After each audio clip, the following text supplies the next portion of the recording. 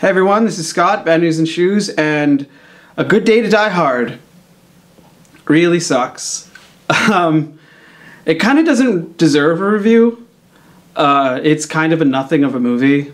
It's really bad. And I'll go into okay.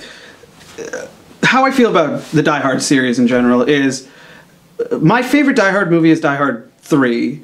And I'll get into that in a second. I'll get into why it's my favorite in a second. But Die Hard 1, bear in mind, I've never seen Die Hard 2. I've seen parts of it. I know how it ends. I've seen the last third, and I know the general premise and the plot. But I've never seen the whole movie in one sitting. And I don't think I've ever seen... I don't know if I've seen any, like... The last third of it, if it was unrated when I saw it, if I was seeing, you know, like, I mean, not on TV. Or if I've actually seen... you know, the actual R-rated cut of the movie. I don't know, but I've seen the movie on TV. I've seen enough of it, but not the whole thing. But I've seen enough to get what goes on in it. But the first movie, the first Die Hard, honestly, if you were to ask me, hey, what's perfect example of a good action movie, or what would you recommend as a good action movie? Right away, I would say Die Hard, and I think a lot of people would, because it strikes the right balance of it just does it right, you know. It's a small movie, not a small movie, but it's a small, you know, story in one location, and it's not hundreds of dudes versus one guy like a commando or something. It's not like that. It's very practical, very believable situation, you know. Maybe not the most believable thing, and maybe not the most realistic, but it has an internal logic that you can believe, that you can accept and buy, and it's not too big for its own good, and it's not too overwrought for its own good, and it has these two great central leads and two great, you know, main characters, with, you know, Bruce Willis as John McClane over here on the one hand, and then Hans Gruber, Alan Rickman. And the two of them together, they're great, and just both sides of the movie are great in that aspect. It's just you go to John McClane, and all the shit he's doing is awesome, and he's awesome, and then you go to Hans Gruber, and all the shit he's doing is awesome, and he's awesome, and, you know, there's the clever twist at the end, and just everything about the movie, the plot, the story, the characters, and the characterization, it's so well done. And honestly, I'm not a huge action movie fan. I'm not an action movie fan. But it's not the genre that I seek out. But I've grown, through the years, I've grown in admiration and respect towards action, and especially movies like Die Hard. Because those movies, they get it right. And I would like a film like Die Hard, or, you know, the Terminator, first two Terminators, they're elevated above their genre trappings, and they're actually just great films in and of themselves. So, you know, now that we've gotten to Die Hard 5, something's bad now. Something has gone wrong. But I haven't seen Die Hard 2. Die Hard 3 is my favorite, Die Hard with a Vengeance. And it comes down to the weird anti-buddy cop thing that is happening with Samuel L. Jackson and, you know, and Bruce Willis as John McClane. Just everything about that. That was the movie that I discovered Samuel L. Jackson with that movie. That was the first Die Hard movie I'd ever seen. I think that was the movie that made me discover Bruce Willis, and just that movie was all around, for me, that was because I was very young when I saw it. You know, I think I was only like, you know, 10 or 11, and it had an impact on me. And the whole series, but especially that movie, and, you know, but the first one does, but the whole series has a place in my heart, but especially the third one, and I did see the fourth one. I did see Live Free or Die Hard, and I honestly don't really remember that much about it, which is probably a bad sign, because I think I've seen it twice. I think I have. I do remember seeing it in the theater, and I think I watched it another time just as a refresher. I don't really remember that much about specific scenes or specific, like, what the whole, like, plot was, really, but I understand. I get, like, I know that Josh Duhamel was the villain, and I get what he was doing. And there was, Kevin Smith was in it, and he had a pretty prominent scene. And I can remember things about it. And I can, it's not a good Die Hard film. Let's just put that out right away. It's the best strength of the Die Hard films is that it's John McClane's just a cop. He's not this, you know, he's not a superhero. And so when we get to Die Hard 4, all of a sudden he is a superhero, and he's saving the entire US government from cyber terrorism or something. And that's when the series just crossed into complete, like, craziness. And that's okay in a way. That's okay for, like, one movie, I think. I'm really afraid that they're going to make another Rambo movie, a Rambo 5, right? Because Rambo 4, again, they took the series that started off as this small, quaint little action movie that wasn't really an action movie, Rambo or First Blood. First Blood is more of just like a drama with, it's a thriller, really, is actually what First Blood is. And with Rambo, or John Rambo, or whatever the fuck you want to call it, with Rambo 4, it made the whole series over the top. Not the Stallone movie over the top, but it just made the whole series into a cartoon. Well, 3 did that. Actually. Well, okay, yeah, 4 took the over-the-top cartoon elements of the Rambo series and pushed it to that extreme where it's beyond being unbelievable to just, this is almost a farce at this point, and you can get away with that for one movie. And Die Hard, Live Free or Die Hard gets away with that because it's, you know, it's this sequel that came out, was it like 16 years later or something? And there's this trend of sequels coming out like 10, 15, 20 years later. Rambo, Rocky, Die Hard 4, the Terminator sequels that have picked up. I mean, I guess, no. Well, if you really wanted to count Prometheus, if you want to exclude the Alien versus Predator movies, and I guess Alien Resurrection, you would have to exclude also. But yeah, there's been this trend of sequels 20 years later for no real reason, money, but I think on the level of nostalgia and just on the level of, okay, everyone just wants to get back together and have fun, as long as it's a decent movie, a decent enough movie, and I think Die Hard 4 was a decent enough action movie that it's passable, you know? There are certain examples that are not passable, of course, you know, this new Die Hard is not passable. I don't think Terminator, any of them, past 2 are passable, maybe parts of 3, but 4 is terrible. I almost said 5. Is there a 5th one that exists yet? But Terminator Salvation is awful. But now, okay, now that we've talked about the whole Die Hard series, Die Hard 5, I don't know what the fuck to begin with this movie. It's a great example of all those over-the-top, bloated, bullshit action movies that ruin the genre nowadays, modern action movies that suck. It's a great example of one of those.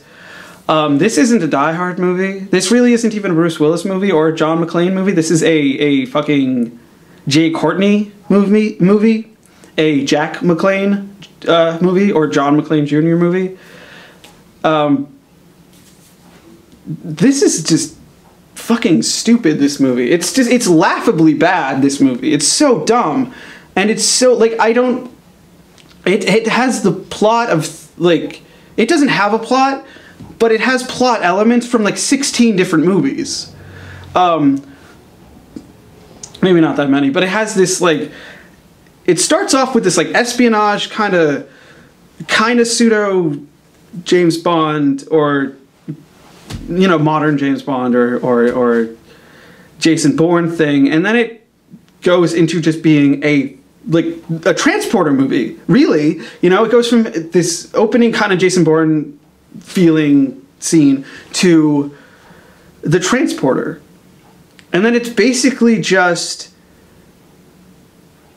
you know, scenes of characters going, what are we going to do next? We're going to go here. And then when they get there, the bad guys are for some reason already there. And you don't really know what the bad guys are doing or why they're doing what they're doing or what the fuck any of the, like, you don't really know.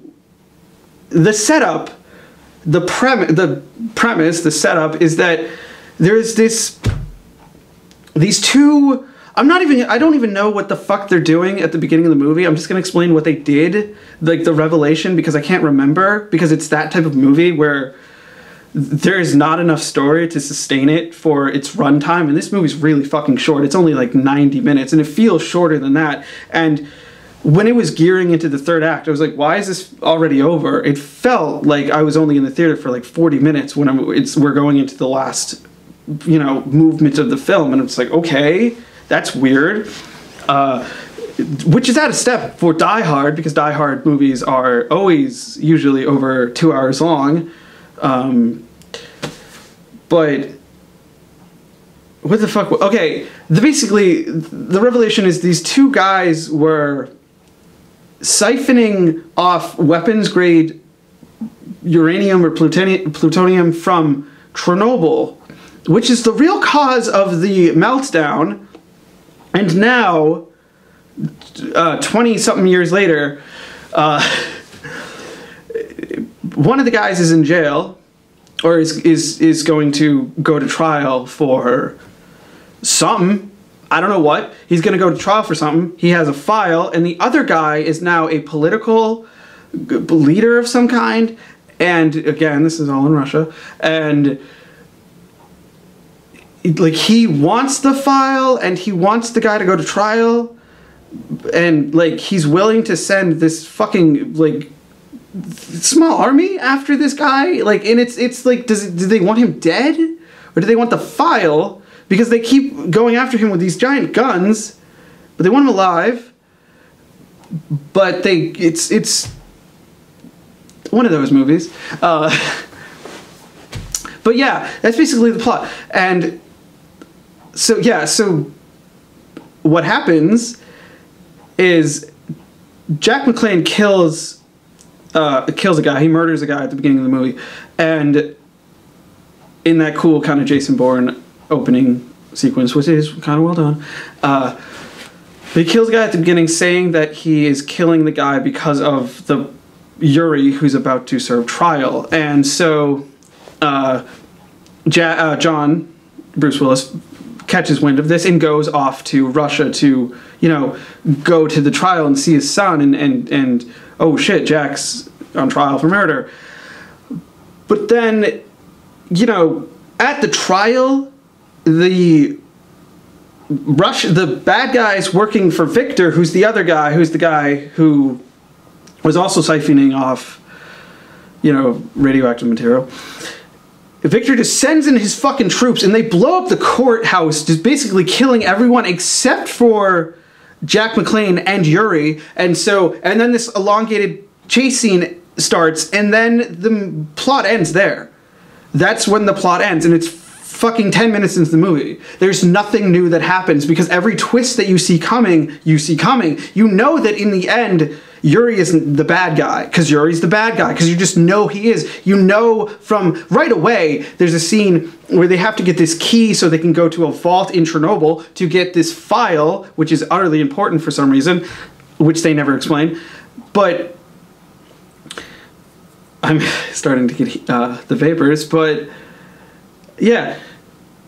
There's a scene in the middle, I guess it's the fucking midpoint, where they're bringing Yuri to his daughter. And right away, John McClane is saying the daughter is a bad guy. And you're just like, obviously. You know, like right away, John is pointing out how like just the inconsistencies and nothing feels right. And it's like, yeah, like we could see this coming. Like none of the twists are even remotely just, they're not hard to guess. They're not telegraphed, but at the same time, that's because you can't fucking tell what the fuck is going on. And so, you know, them knowing what's going to happen is totally irrelevant, because it's just because it's because it's a stupid, bad modern action movie, and you know all the twists, and it's a Die Hard film, or it's masquerading as a Die Hard film, and you know all the twists of Die Hard films. How it always seems like the villains are doing something, but it's really for something else. It's always for money. That was you know, you thought it was a hostage thing in the first movie, but then it was all just for money. And then same thing with 3, you thought it was this guy who's gonna like blow up New York, but then it just turns out he just wants to, you know, rob a bunch of gold. So, and well, I don't remember if the 4th one had a twist like that. All I remember is Josh Duhamel somehow had the power to get fighter jets to attack and fight John McClane, and then John McClane, as the superhero that he was in that movie, killed that fighter jet, and killed a bunch of cars, and killed a bunch of other, as in the trailer, if you've seen the trailer, that line Justin Long delivers, because Justin Long was in that movie, because there was that short period of time where culture was obsessed with Justin Long before we got tired with him. But this fucking movie, everything is pretty much bad about this movie. There's no plot. Oh, and, you know, after the reveal that the daughter is actually a bad guy working for Victor, you think, they take the father off to Chernobyl, and then it's, you know, and then you get the twist where, oh, it's actually the father who is betraying everyone else. And then, you know, all of who you thought were the bad guys get killed, except for these, like, a couple helicopter pilots and this, like, ultra jacked guy with all these Soviet tattoos. And he ends up, he's basically that guy who gets cut up by the propeller blade in Raiders of the Lost Ark. He's basically like the muscle character in this movie, but he's introduced 5 seconds before he's killed. And he's, of course, killed in an over-the-top action scene in an explosion that would have killed everyone in the room, but of course it only kills the bad guy. But this movie, and then the last scene, the villain kills themselves. That's the end of the movie, is the main villain. Not the main villain, because, of course, who you think is the main villain is not the main villain. He gets killed, and then his secondary subordinate gets killed, and then the father villain gets killed, or Yuri, I should say. Yuri gets killed. He, in a scene that actually was trying to reference the original Die Hard, Jack throws him off the roof of, you know, Chernobyl, and he's falling down, and it's like the scene with Alan Rickman. And then Yuri, of course, this is because it's a modern action movie and has to be fucking bigger. Yuri's body then falls into a helicopter, a helicopter, the back propeller's blade, and gets cut up into little pieces. And that's the thing, is that sounds awesome. It's not very graphic, and that's the thing. Even though this is an R-rated movie, it feels like a PG-13. It's only R because it has more than 3 F-bombs, really. He says Yippie-Kai-Yay, motherfucker, and he says the F-bomb. He says fuck, I'm on vacation a lot throughout the movie, which doesn't make any goddamn sense because he's not. And they clearly, you know, in the opening, and not in the opening scene, but in his introductory scene after the opening credits, they set out that he's going to Russia because of his son's arrest and trial, not because of...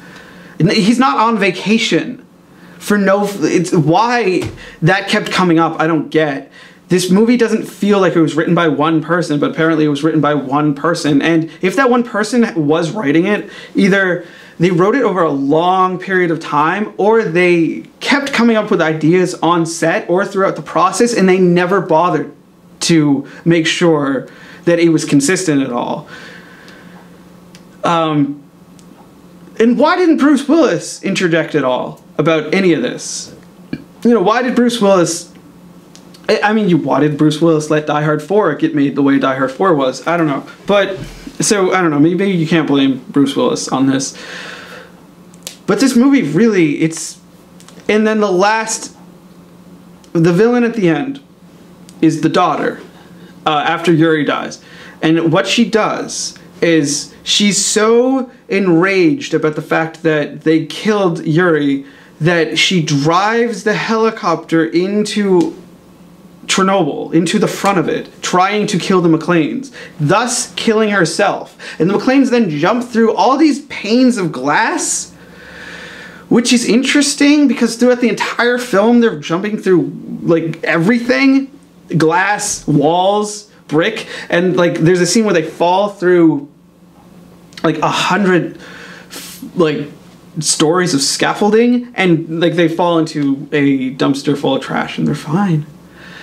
And then there's a scene where again at the end they fall through like 4 stories through all these panes of glass into a pool of some kind that is there for some reason. And all I can think is, what about the original? When, they shot out the glass and John McClane had to run across it, and the entire rest of the movie, he's fucked up because of it. He gets really badly injured. And that's the best part of those first couple Die Hard films is he has those human, realistic, like, you actually feel and get it that he's a cop, and you actually believe that he's a cop because he feels like a person. In this movie, it's just, he's a superhero, and he takes a back seat to his own movie. He's not the main focus in the movie. The main focus is Jay Courtney. Throughout most of the movie, John McClane's character is just sitting in the back, holding a fuck-off giant gun, just like, looking whatever, doing his stupid grimace, and there's no point to any of it. And all of the characters are talking about the same shit, too. They're all talking about their, the problems with their parents or their fathers. And so, okay, I guess the screenwriter has a lot of issues with his fathers, or with his father, or maybe he has a couple fathers. But this movie fucking sucks. It's not worth it. It's not good. And I'm happy I saw it at a matinee, at least, so I didn't pay, full price for this. It's not really even worth that. And movies like this, these really obvious cash grabs that come out years later and just add nothing, they actually take away from the series as a whole, and they feel like they're out of another series. They feel like they're from another planet. All I really think about these movies is, like, what I imagine in my mind's eye is some screenwriter in Hollywood sitting next to a pool, at a little table.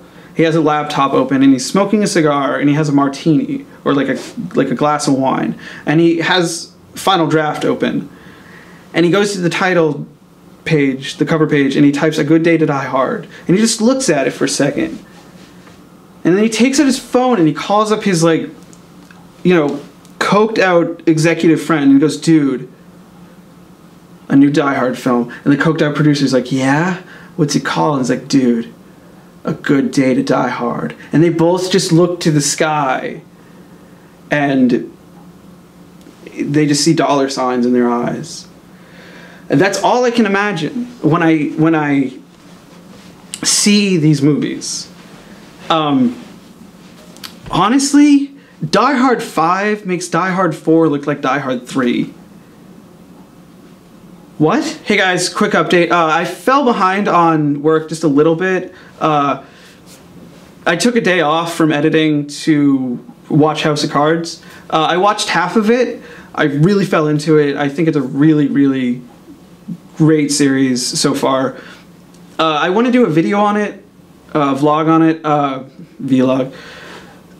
So after this weekend I'll finish the Dawn review, and then I'll try to get it up as soon as I can. But after that I'm going to finish up House of Cards, and then I'm going to do a vlog on that. And then the reviews will probably take a backseat to the vlogs for a little bit. I just got to figure out a few things and kind of what I want to do with these. And then we're going to get into March. And I see March as kind of the beginning of the blockbuster season. So it's going to kind of be like a steady stream of movies and hopefully a steady stream of vlogs like this. So just take like a little bit of a backseat for a little while. The reviews, don't really hold your breath, or don't hold your breath for those. But I will have other videos up here. There's a couple other things I'm thinking about doing that aren't reviews and aren't really vlogs at the same time. But that was all. Have a good night, guys.